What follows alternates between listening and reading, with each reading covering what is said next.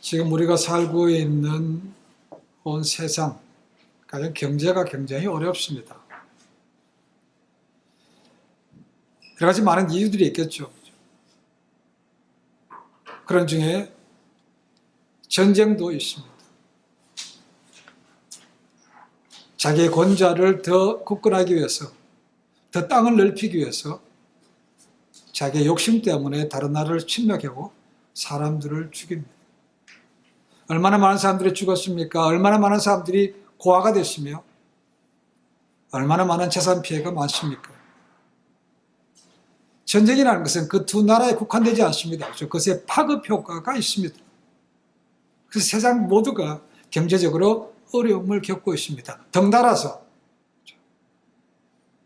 그런 야욕을 드러내는 사람들도 있습니다. 그들은 좋을지 모릅니다. 그죠? 그러나 당하는 사람들은 얼마나 가슴이 아프겠습니까? 그런 세상 중에서도 예수님을 믿는 사람이라면 달라야 되지 않겠습니까? 라는 거죠. 이 욕심이 참 문제입니다. 그죠? 욕심이 잉태한 주 죄를 낳고 죄가 자라서 사망을 난다고 성경은 분명하게 말씀하고 있습니다. 안 믿는 사람들은 그런 것을 모른다고 하니까 그렇게 할 수 있지만 믿는 사람들은 그러지 말아야 되지 않습니까?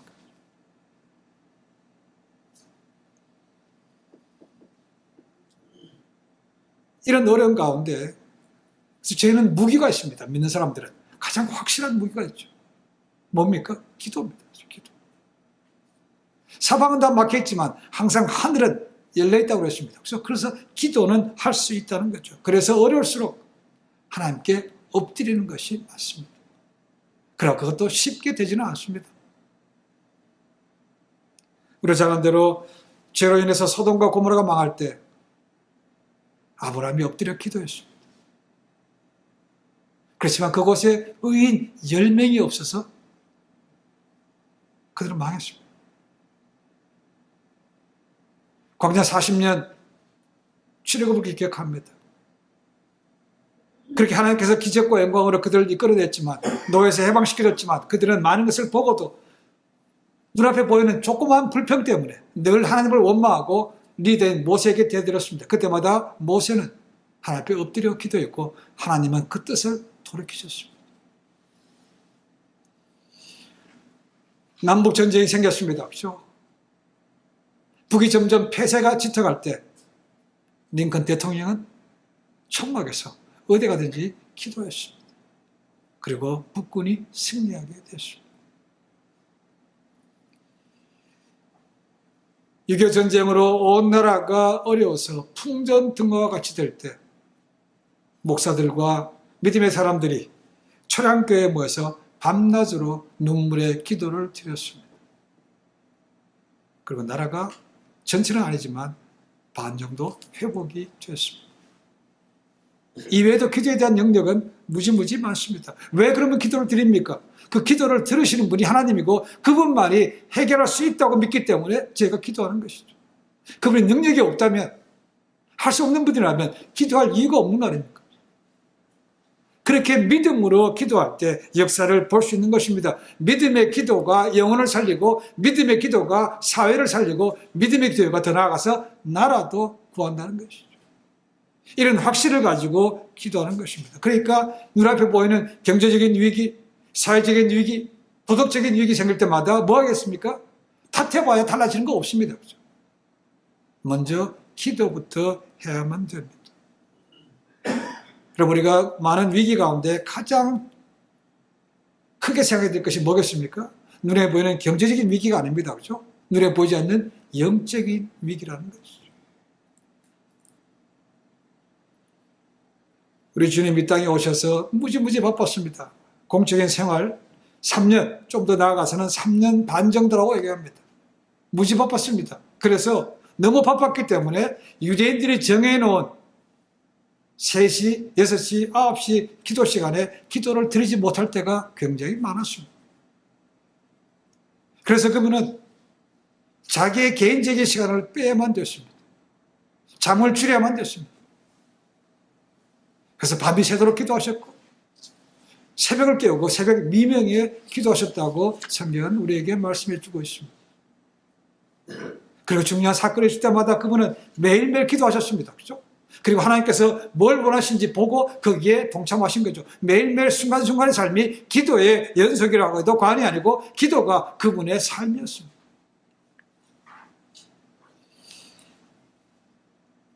예수님은 공생애 시작하시면서 40일 금식 기도로 시작하셨습니다. 그리고 공생의 사역을 마치면서 이제 기도로 마치십니다. 우리 계속 보는 요한복음 17장 예수님의 대제사장적 기도라고 그랬습니다. 지난주에 본 것이 예수님께서 자신을 위해서 기도하셨고 오늘 본문은 예수님께서 제자들을 위해서 기도하시는 말씀입니다. 이 기도가 끝나고 나면 예수님께서 이미 예언하셨던 대로 군인들에게 잡혀서 재판을 받습니다. 그리고 재판이 끝나고 나면 인간이 감당할 수 없는 십자가형을 받습니다. 그리고 떠나가야만 됩니다. 가장 걸리는 것이 있습니다. 제자들입니다. 왜 마음에 걸립니까? 이제 그들을 떠나가셔야 된다는 거죠. 떠나고 나시면 예수님께서 이렇게 하셨던 모든 말씀들을 전할 사람이 필요한 것이죠. 누가 합니까? 제자들밖에 없습니다. 근데 지금까지도 본 것처럼 여전히 그들에게는 확신이 없는 거죠. 지금도 예수님이 떠나신다고 하니까 두려워서 벌벌 떨고 있습니다. 말씀이 귀에 안 들어옵니다. 그러나 떠나시고 성령님이 오시면 그들이 믿음 가운데 설득을 알기 때문에 그들에게 마지막으로 설교까지 해주셨고 그리고 제일 마지막에는 그들을 위해서 직접 위로의 기도를 주셨습니다. 그것이 우리가 보는 본문입니다. 오늘 본문을 보시면 반복되는 말씀들이 꽤 있습니다. 그것은 뭐냐면 내게 주신이라고 되어 있습니다. 내게 주셨다. 내게 주신 것들, 내게 주신 사람들, 내게 주신 말씀들 이렇게 되어 있습니다. 그 말씀을 17장에서 본다면 예수님께서 주신 자들, 제자들을 말하고 있습니다. 그들을 아주 몇 가지 특징적으로 말하고 있습니다. 그들은 원래 하나님의 것이었다. 예수님께 주셨다. 그들은 하나님의 아버지의 이름을 나타냈다. 예수님이 주신 말씀을 그들이 지켰다. 그리고 예수님께서 아버지로부터 왔다는 것을 그들이 알았다. 예수님께서 하나님으로부터 보냄받은 것을 알았다. 세상으로부터 그들이 미움받는다. 세상에 속하지 않았다. 예수님으로부터 세상을 보냄을 받는다. 이런 말씀들이 계속 나오고 있습니다. 17장 보십시오. 그렇게 특징 지어진 제자를 위해서 예수님께서는 그들이 내 것이라고 말씀하면서 그들에게 계속해서 기도를 해 주시는 거예요. 믿음이 약합니다. 그리고 주님은 아십니다. 곧 그렇게 큰 소리 치지만 예수님을 다 버리고 도망갈 것도 아십니다. 그렇죠? 그런데도 불구하고 믿을 것은 그들밖에 없는 거죠. 그래서 그들 위해서 기도하신 거예요. 자, 그럼 예수님께서 뭘 기도하셨는가? 제자들 위해서 세 가지입니다. 오늘 말씀 속에서. 첫 번째로 보니까 11절 말씀 보니까 그들이 하나가 되기를 기도하셨다는 거죠. 하나가 된다는 것은 한 마음이 된다는 걸 얘기하고 있습니다. 일치된다는 걸 얘기하고 있습니다. 그러니까 공산주의나 사회주의에서 강압적으로 통일을 획일화시키는 것이 아닙니다. 그렇죠? 그리고 어떤 단체에서 이거 하라고 유니폼 있는 것처럼 단체로 똑같이 하는 것도 아닙니다. 자발적으로 한 마음이 되는 것을 말하고 있다는 거죠. 그게 어떻게 가능합니까? 하나님 아버지의 사랑과 주님의 은혜를 깨달으면 그리고 말씀으로 돌아가면 그들이 한 마음이 될 수 있다는 거죠. 이건 결코 강압적이 아닙니다. 그렇죠? 이것은 자발적인 것입니다.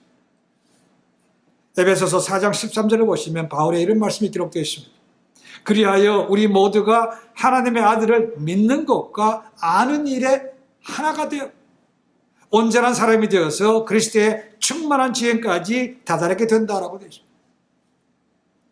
아는 것과 믿는 것에 하나가 되어야 된다라고 말하고 있다는 거죠.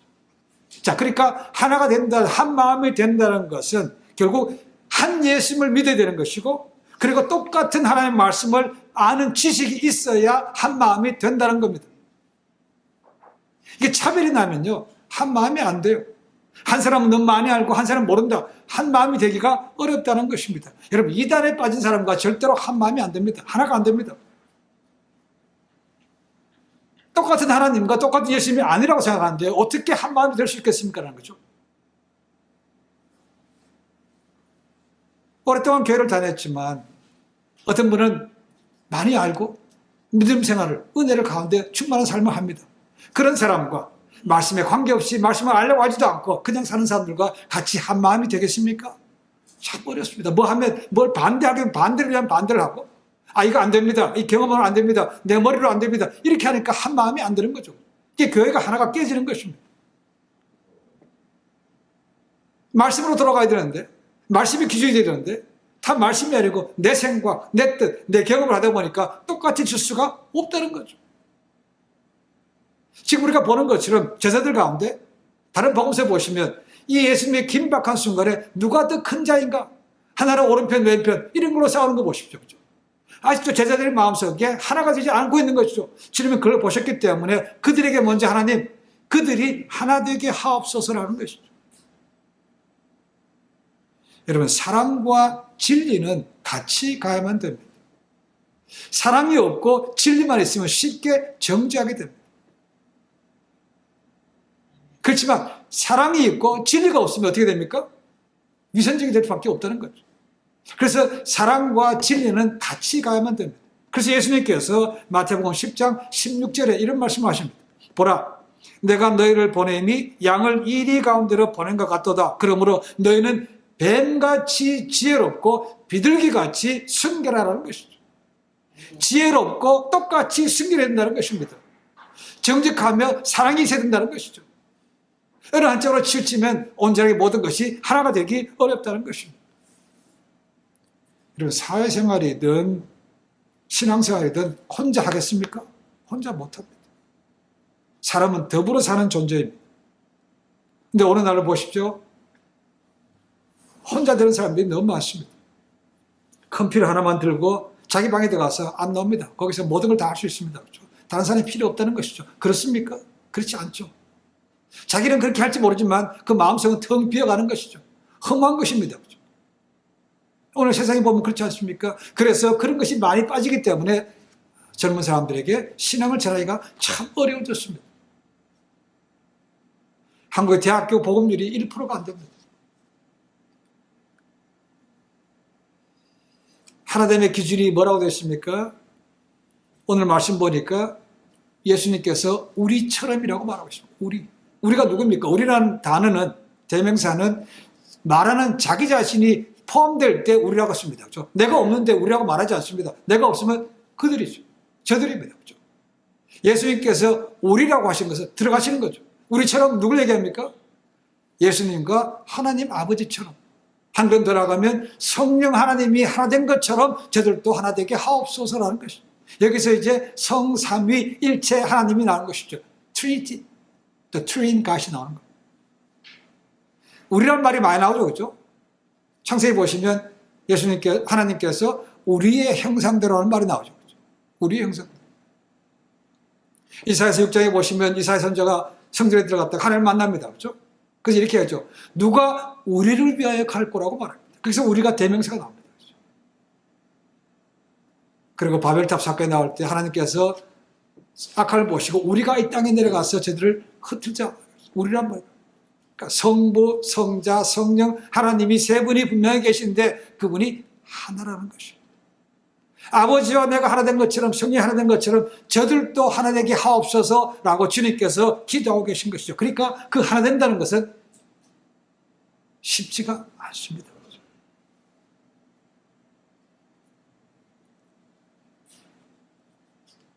대한민국의 초대 대통령이 누군지 아시죠? 이승만 대통령. 그분이 하신 유명한 말을 혹시 기억합니까? 예, 맞습니다. 뭉치면 살고 흩어지면 죽는다는 것이죠. 이승만 대통령이 처음 한 말은 아닙니다. 누가 한 말인가? 미국의 건국의 아버지였던 벤자민 프랭클린이 한 말입니다. 그가 필라델피아 가제트에서 1954년 5월 9일에 실었던 말씀이 그거였습니다. United we stand, divided we fall. 하나가 돼야 된다는 것이죠. 전쟁을 앞두고 있는데 안에서 내란이 생기면 승리할 수 있겠습니까? 못합니다. 예수님께서 분명히 아시죠? 이들이 세상 가운데 이리 같은 세상으로 내보내는 거 아닙니까? 근데 그들이 하나 되지 못하면 판판이 깨지는 거죠. 그래서 예수님께서 아버지와 내가 하나 될 것처럼 저들도 하나 되게 해달라고 기도하고 계십니다. 여러분, 하나가 되려면요, 자신을 죽일 줄 알아야 됩니다. 자신을 죽이지 못하고 끝까지 자기만 내세우다 보면 하나가 될 수가 없는 거죠. 그렇죠? 우리가 다 다릅니다. 배경도 다르고 경험도 다르고 직수도 다르고 다른 게 많습니다. 어떻게 하나 맞출 수 있습니까? 말씀으로 돌아가야 됩니다. 말씀을 이렇게 하라고 하면 아멘 해야 되는 것이죠. 그래야 하나가 될 수 있는 거죠. 근데 그것이 억지로라도 할 수 있는 가능하지만 주님께서 뭘 하시는 것은 자발적으로 한 마음이 되라고 기도하고 계신 거죠. 그래서 우리가 기도 생활과 말씀 생활을 하지 않으면 이 하나가 되는 게 어렵습니다. 못합니다. 자, 첫 번째로 하신 것이 하나 되는 거였습니다. 두 번째는 뭡니까? 15절 말씀 보니까 저들이 악에 빠지지 않기를 기도하셨다고 되어 있습니다. 예수님이 말씀하셨습니다. 제자들이 이 세상에 살고 있지만 세상에 속한 자들은 아닙니다라고 말씀하셨죠. 그들이 영적으로 거듭나서 이제 하나님의 자녀가 됐다는 것이죠. 예수님과 연합한 자가 됐다는 것입니다. 그렇지만 예수님은 조금 있으면 떠나셔야만 됩니다. 떠나시고 나면 주님께서 말씀하신 대로 많은 환난이 있다고 말씀하십니다. 환난이 있으면 깨지기 쉽죠. 그죠? 저희도 뭐 어떻게 편할 때는, 형통할 때는 뭐라도 좀 할 수 있습니다. 그죠? 그런데 위기가 오면 짜증납니다. 불만이 많아집니다. 그죠? 예수님 그걸 아시는 거죠. 지금도 하나 되기 어려운데, 그죠?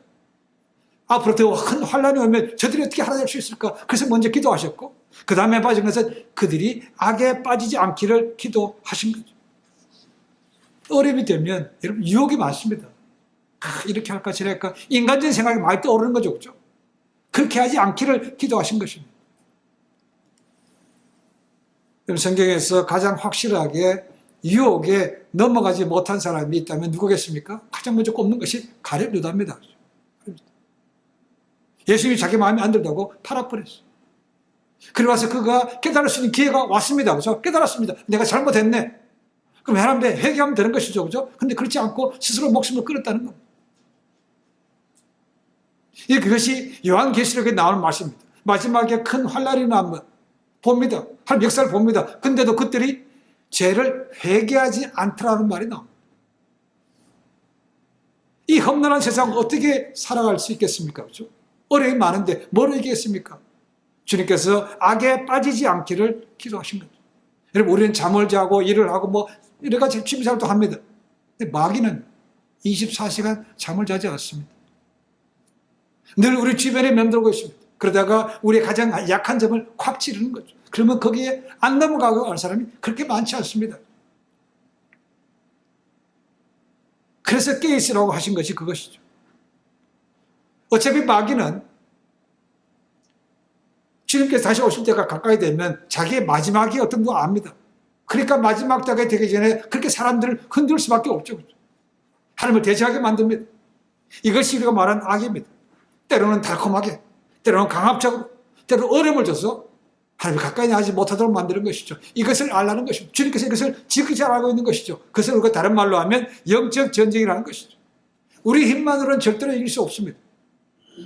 그래서 바울도 얘기합니다.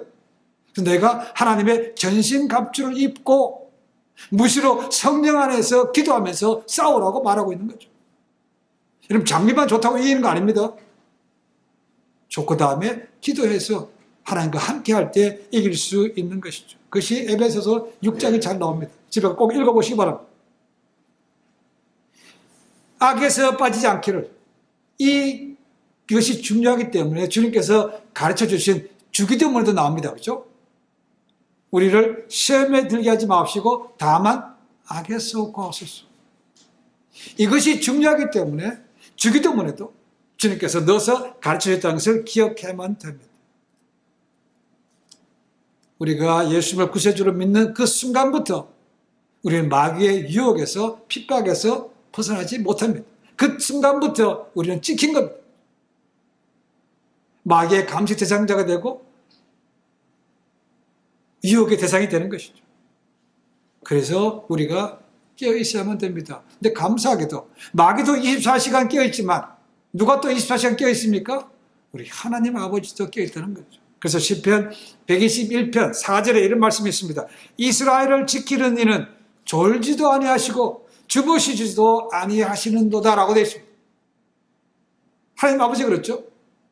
또한 우리가 믿는 주님 어떻게 하십니까? 하늘 보좌 우편에서 지금도 우리를 위해서 뭐 하십니까? 기도하고 계신 것이죠.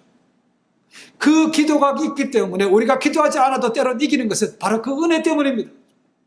죄가 돼서 재수가 좋아서 그런 게 아닙니다. 그렇죠? 우리는 잠을 자고 우리는 시험이 넘어가지만 그분들이 깨어서 기도하고 계시기 때문에 우리가 그나마 설 수 있는 것이죠. 그러니까 기도하면 우리가 훨씬 더 이길 확률이 많아지지 않겠습니까? 예수님께서 저희들이 하나 되고 기도하셨고 그래 악에 빠지지 않기를 기도하셨고 세 번째는 17절 말씀 보니까 진리로 거룩해 되기를 기도하셨습니다. 2017년도에 저희 교회 목표가 거룩하게 되는 것입니다. 레위기 같은 데 보시면 레위기 19장 2절부터 보시면 내가 거룩하니 너희도 거룩하라. 그렇죠? 하나님의 명령입니다. 거룩은 옵션이 아닙니다. 거룩은 하나님의 명령입니다. 그리고 데살로니가 전서의 말씀 보시면 바울이 얘기합니다. 거룩은 하나님의 뜻이라고 되어 있습니다. 선택사항이 아닙니다. 그래서 예수님께서는 십자가를 앞두시고 제자들을 위해서 세 번째로 그들이 거룩하게 되기를 기도하셨다는 것입니다. 누구나 예수님을 구세주로 믿으면 나의 모든 죄가 사함받습니다. 그렇죠? 그렇지만 죄의 뿌리까지 완전히 없어지는 것은 아니죠. 여전히 죄의 뿌리는 남아 있습니다. 언제 불쑥불쑥 나올지 모릅니다. 그것을 누르지 않으면 언제 튀어나온다는 것이죠.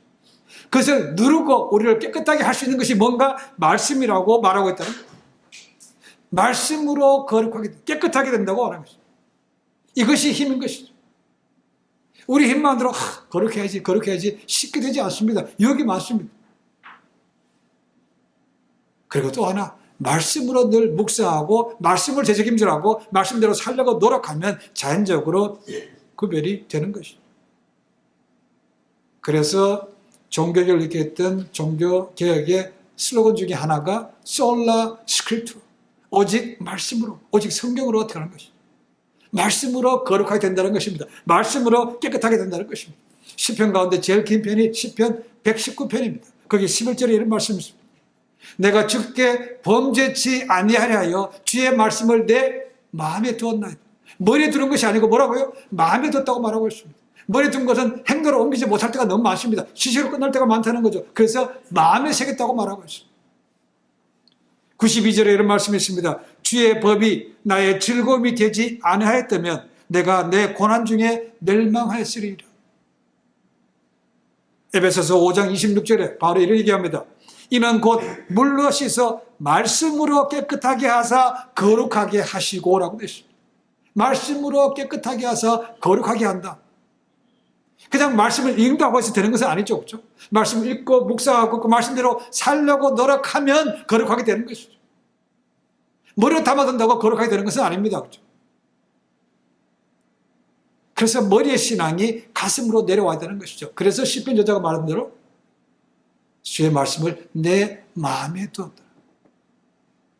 이 하나의 말씀이 돌판에 새긴 것이 아니고 너의 마음에 새겨져야 지워지지 않는 것이죠. 돌판에 지는 것은 시간이 지나고 하면 없어집니다. 지워집니다. 근데 마음에 새겨진 것은 없어지지 않는다는 거죠. 그래서 마음이 그렇게 중요한 것입니다. 마음의 말씀을 새겨야 그 마음으로 깨끗하게 되고 거룩함에 이룰 수 있다고 말하고 있습니다. 제가 만났던 한 자매가 이런 간증을 하더라고요. 그 자매가 하와이에서 공부할 때 한 청년을 만났다는 거죠. 이 자매는 믿는 자매였고 보니까 그 형제는 믿지를 않았습니다. 그래서 이 자매는 만날 때마다 계속 예수님 얘기를 하고 또 성경 얘기를 하는 거죠. 이 청년은 아무것도 모릅니다. 그러니까 만날 때마다 이게 불안한 거죠. 그리고 별로 관심이 별로 없다는 거죠. 근데도 이 자매는 어쨌거나 계속해서 만날 때마다 밥을 사주면서 자기가 만났던 예수님에 대해서 그리고 성경에 대해서 얘기를 했다는 거죠. 그래서 사귀다가 이제 때가 되어서 이 자매는 공부를 끝나고 캘리포니아로 들어오게 되고 그 형제는 일본으로 가게 됐습니다.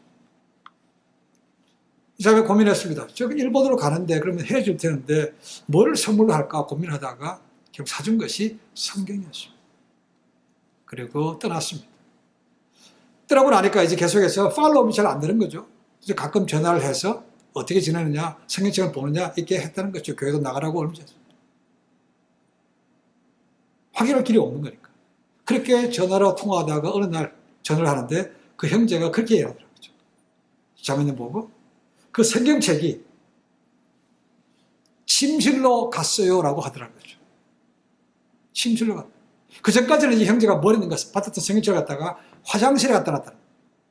그리고 화장실 갈 때마다 가끔씩 이제 들춰보는 거죠. 심심하니까. 그러다가 그것이 어디로 갔다고요? 침대로 갔대. 침대 옆에.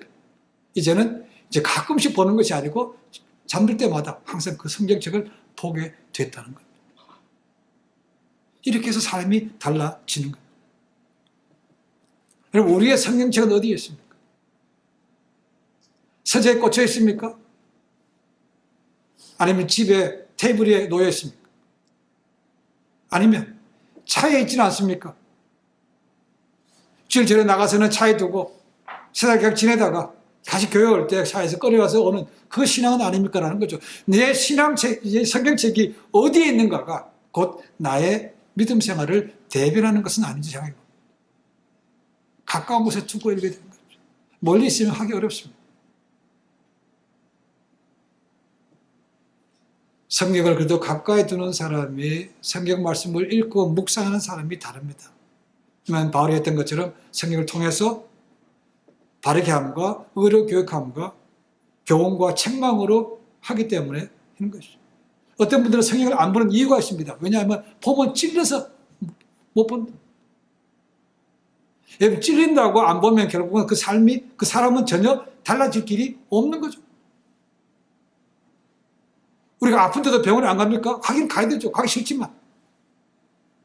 미루다가 가면 뭡니까? 야, 가면 이제 큰일 나서 이게 암 같은 거 아닌가? 걱정이 많죠, 그죠? 그렇게 하지 말고 미리미리 가면 되는 거죠. 마찬가지로 내 삶이 바뀌기를 원한다면 말씀 속에서 그 말씀으로 나를 비춰보면 되는 거죠. 그래 달라질 수 있는 거 아닙니까? 그죠? 그러니까 예수님께서 저들이 진리로 거룩하게 하옵소서, 말씀으로 거룩하게 하옵소서라고 하는 거죠. 가정을 보시면 아니면 농사를 지어보신 분들은 압니다. 이 곡식하고 쭉정이, 잡초 참 어렵습니다. 이 잡초는요, 뿌리지 않아도 비료를 안 줘도 너무 잘 자라. 그리고 생명력이 얼마나 강한지 모릅니다. 그래서 잡초 같은 인생이라고 말합니다. 그렇죠? 잡초 같은 인생. 끈질기다는 거죠, 끈질기. 정말 잘 없어지지 않습니다. 뿌리를 완전히 돌아내지 않으면 없어지지 않고 또 가만히 있어서 어디 날라와서 씨 뿌리고 너무나 쉽게 자랍니다. 여러분, 우리 마음밭이 그런 거 아십니까? 우리 마음밭을 늘 깨끗하게 하지 않으면 이 쭉정이가 들어와서 우리 마음을 흔듭니다. 가장 먼저 흔드는 것이 생각입니다. 여러분, 생각하는 거 보입니까? 안 보이죠. 남들이 안 보이니까 내 마음대로 생각할 수 있습니다. 생각하는데 돈 듭니까? 돈도 안 들어. 마음대로 생각합니다. 그렇죠? 이 마음대로 막을 수 있는 길이 없기 때문에 여기서 그냥 내버려두면 어떤 사람이 인생을 망칠 수도 있습니다. 생각을 제한하는 것이 필요합니다.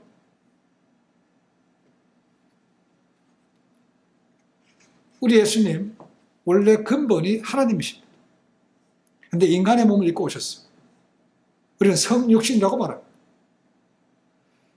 예수님 당시에 이 예수님이 하나님이신데 인간이 오셨다. 받아들이기가 어렵습니다.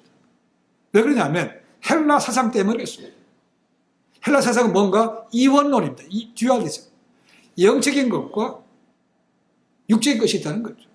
영적인 것은 선합니다. 육체적인 것은 악합니다.